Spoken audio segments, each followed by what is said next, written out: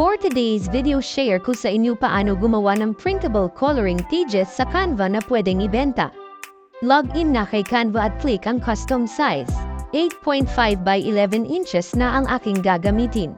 Dahil naka-set up naman na ang margin, click elements lang tayo and shapes, choose the square na para sa border. Ayan, adjust lang hanggang sa margin yung square, and lagyan nga natin ng border yung square, click lang yung tatlong line sa taas, then baguhin din natin yung color ng square.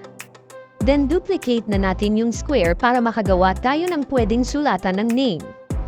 I-group lang yung dalawang square at lagay na rin natin yung word na name, KG primary penmanship na aking gagamitin na font at 30 ang font size. Nilock ko nga yung pinaka-border o yung square para hindi ito magalaw kapag naglagay na ako ng mga elements. Nag-add page ako para i-paste dyan yung mga words na kailangan ko para sa elements. Nakahanda na kasi yung mga vocabulary na hahanapin ko kay elements para mas madali ang paggawa. Ctrl-C o copy lang mula sa MS Word at Ctrl-V lang na kay Canva.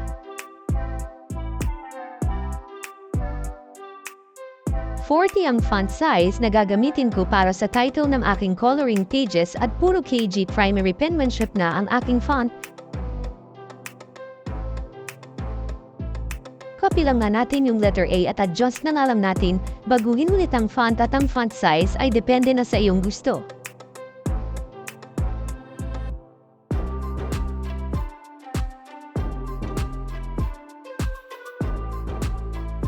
Binago ko din yung effects ng letter A. Flake effects na lang. Ngayon maglalagay na ng elements, free elements na lang lahat ang aking gagamitin. Dahil nagawa ko na nga ito, pinili ko yung mga elements na halos same yung kapal ng border o yung outline.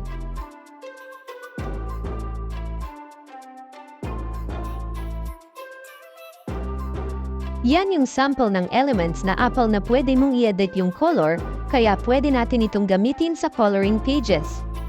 Pero hindi lahat ng elements ay katulad niyan. Ang pangalawa ay ant na elements ay kukuha naman ako ng naka-outline na at may free naman na kay Canva. Puro insert lang muna nga ako ng mga elements na kailangan ko at mamaya ko ito aayusin.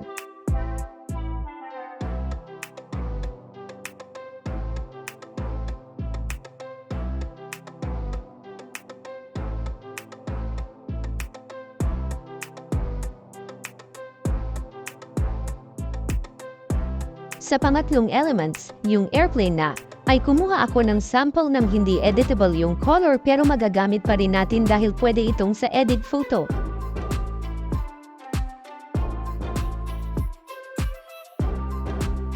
Flick nga lang yung edit photo, punta sa filter then mono and choose classic.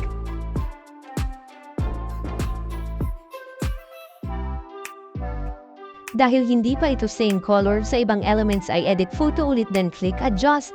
Yung white nga lang yung binago ko dyan at ginawang 100%.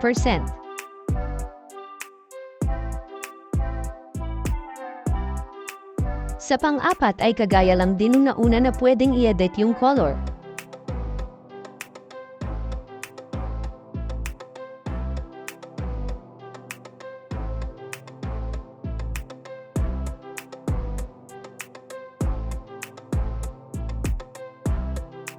Panglima yung astronaut, humanap na lang ako ng free sa Canva na naka-outline na.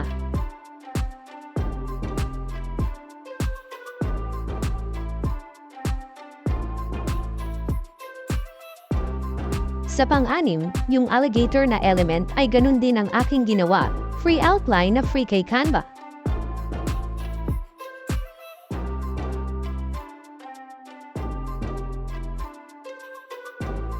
Dahil kumpleto na ang mga elements na kailangan ko ay iaayos naman ang layout ng mga ito. Ipapalibot ko nga lang ang mga elements na ito sa letter A, adjust at edit nga lang hanggang sa maging maayos.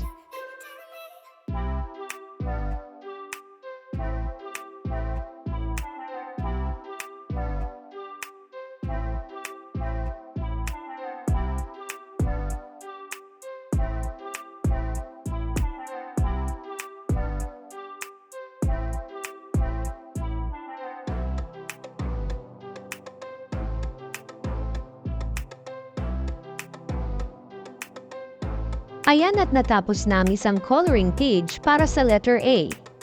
Nag-duplicate lang ako para yung isang layout ko ay lalagyan ko naman ng mga name yung bawat elements para hindi lang basta pagkukulay ang mga kids, matuto rin sila ng mga vocabulary. Copy-paste na lang yan, then edit na nga ang font size at effects.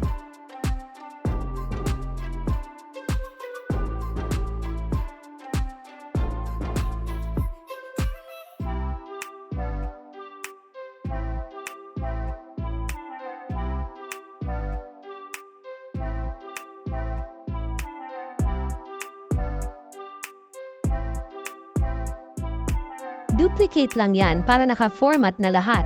Ayan at just edit lang hanggang sa maging maayos ang layout ng coloring page.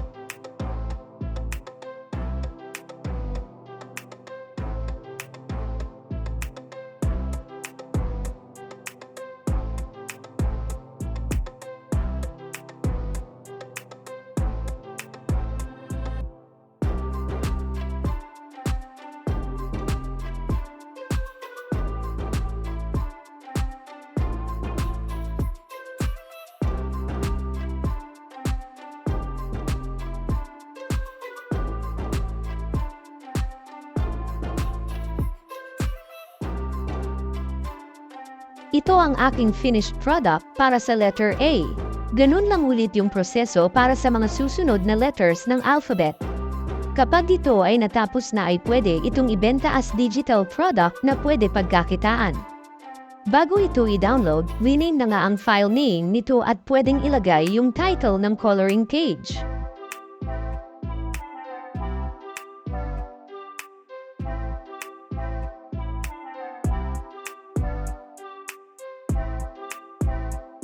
Para sa pag-sample ng pag-download nito ay flick share, flick download, select file type, flick the PDF print, then click the download.